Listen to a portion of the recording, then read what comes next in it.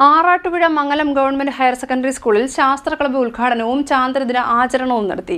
സാമൂഹ്യശാസ്ത്ര club മുൻ സാമൂഹ്യശാസ്ത്ര അധ്യാപകനും Mavelikkara government TTI പ്രിൻസിപ്പളുമായിരുന്ന Roy Kurian ഉദ്ഘാടനം ചെയ്തു. ആറാട്ടുപുഴ മംഗലം ഗവൺമെന്റ് ഹയർ സെക്കൻഡറി സ്കൂളിൽ സാമൂഹ്യശാസ്ത്ര ക്ലബ്ബ് ഉദ്ഘാടനം, ചാന്ദ്രദിന ആചരണം എന്നിവ സംഘടിപ്പിച്ചു.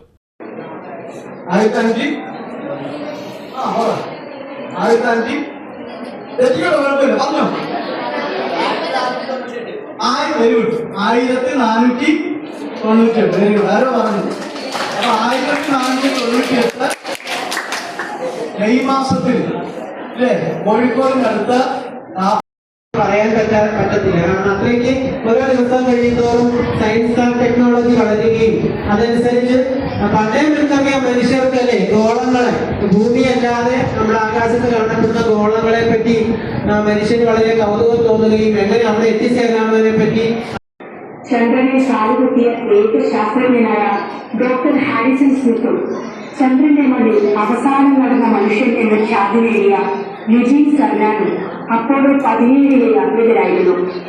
Seismometer, gravity meter, mass spectrometer, cosmic wave detector തുടങ്ങി നിരവധി ഉപകരണങ്ങൾ 2 യാത്രികരും ചേർന്ന് ചന്ദ്രോപരിതലത്തിൽ. സാമൂഹ്യശാസ്ത്ര ക്ലബിന്റെ ഉദ്ഘാടനം ഗവൺമെന്റ് ഹയർ സെക്കൻഡറി സ്കൂൾ മുൻ സാമൂഹ്യശാസ്ത്ര അധ്യാപകനും മാവേലിക്കര ഗവൺമെന്റ് TTI പ്രിൻസിപ്പളുമായിരുന്ന റോയ് കുര്യൻ ഉദ്ഘാടനം ചെയ്തു. മനുഷ്യന്റെ ആദ്യ ചുവടുവെപ്പ് ചന്ദ്രനിൽ പതിഞ്ഞതിന്റെ ഓർമ്മ പുതുക്കി വീഡിയോ പ്രദർശനവും സംഘടിപ്പിച്ചു. School headmaster Abdul Shamlad അധ്യക്ഷനായി. ക്ലബ് കൺവീനർ ആമിന ഇർബാന സ്വാഗതം പറഞ്ഞു.